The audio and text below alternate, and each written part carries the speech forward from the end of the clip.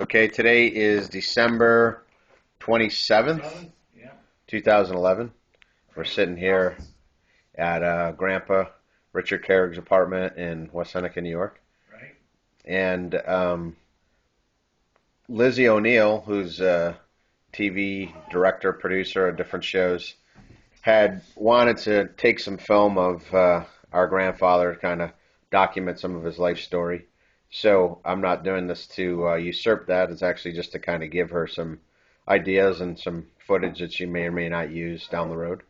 Um, but in general, I thought, Grandpa, you have lived a pretty interesting life, and we've all benefited from it. Obviously, we didn't benefit just from you as Grandma and our parents and relatives, but I thought maybe we could ask. I wrote down some questions, and if you wouldn't mind answering them, be a good foundation for some family history. So, um, first question is to describe your parents um, and basically their relationship with the community of Buffalo and kind of how they got here and who they were.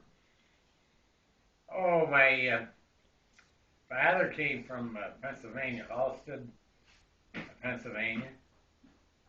It's somewhere near Susquehanna. And he came to Buffalo and boarded with the McKeown family on Woodside Avenue. And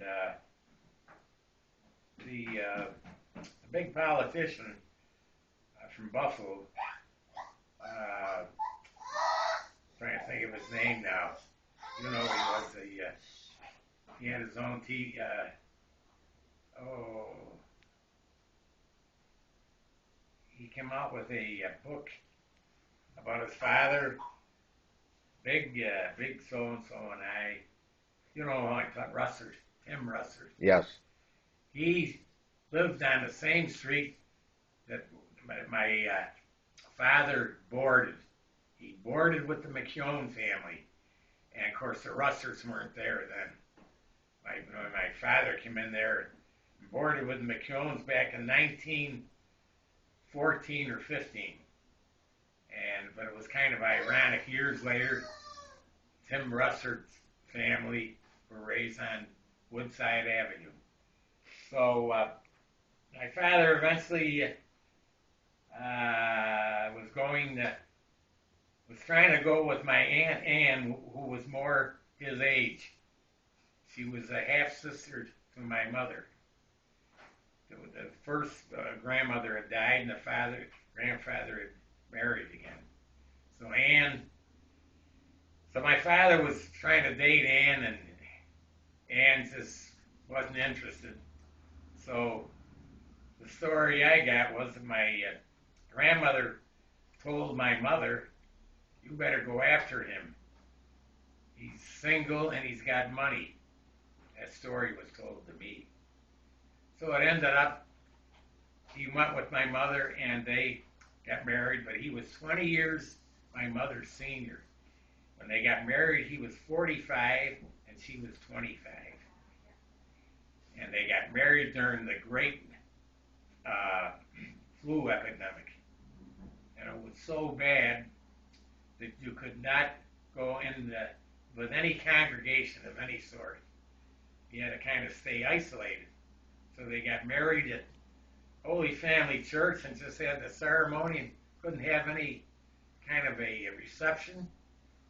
They said the caskets were lined up outside the cemetery waiting for burial. That's how bad it was. Wow. 1918. So they lived on McCamley Street. They rented a house. Uh, they, I don't know if I was born. No, I was born at Choate. They later moved to Choate Avenue, 102 Choate, in around 19. The year I was born, 23. So John and Margaret Mary were already born. They were already here. I was the third one. And so my father paid cash for the house.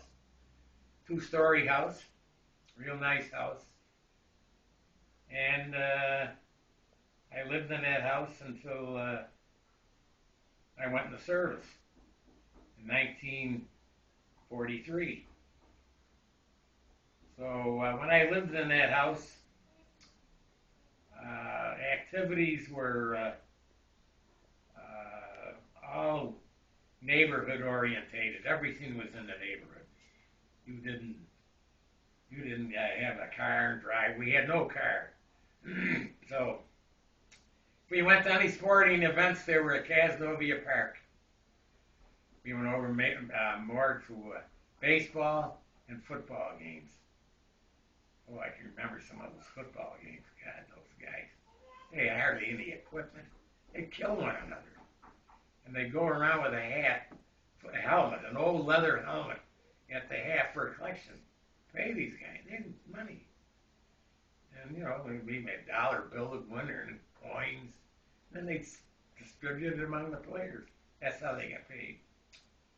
So we did played a lot of street hockey, and then we went over to Casnovia Park in the wintertime. That Casnovia Creek froze over. And how they cleared the ice in those days, they had a team of horses with a huge plow, big scoop on the back. And they would take maybe like a 200 or 300 yard area. And well, the guy would be working with that team forever to clean that snow all off the ice. And then they had what they call a casino. And you would get in there, put your skates on, get a hot chocolate. And then they had a plankway that led you down to the creek where you could walk with your skates on. And you'd ice skate. And then at an isolated end, they'd play hockey. So we would do a lot of that. And what I did, I was always trying to make things. So I made a gig. Today gig is a show. As a show expression, do you have a gig or something? But I made a gig, and how I made it was I went to the Mr. Shelley's grocery store, and I got an orange crate, and it's divided in two sections. And somehow, I don't know where I got a 2x4, and I took a roller skate, and I separated it. And I attached one part to the front end of the 2x4, and the back end to the back part of the skate to the end of the 2x4. Then I set the orange crate on the 2x4 and I nailed it so I had what they call a gig. And then I remember I put wooden handles on it. And then if I'd go to the store, they weren't big items, I would pedal down the street with the gig and then go up the sidewalk to Shelley's, wasn't far away, and I would put all the stuff on. They had a little compartment on top and on the bottom, and you'd pedal with your foot, go pretty good. So I did that. I was always interested in doing things like that. And one day I was out in the street with the gig, and of course in those days there weren't a lot of cars around. And I was doing figure eights. I was around 8 years old. And this Munner's delivery, I can still remember it. This guy had like a suburban vehicle, but it was like a delivery vehicle. It wasn't for passengers. And he used to deliver things. But he would drive very fast. But anyway, I'm doing figure eights in the street, and I saw him coming this way, and I thought he was gone. So I'm coming around the bottom of the eight, going to go out again. And he turned around. He didn't get me. He hit my gig, and he threw me right up on the grass between the curb and the sidewalk. And I didn't get a scratch. Destroyed my gig. And of course, my mother, all the neighbors, everybody was home, and they're all out. Oh my God! I ended up walking around. So that was my first incident where I got involved with a car. But when I was 11 years old, I was with a friend of mine, Joey Coyle. We had just come home from a Tarzan movie. And Joey was He was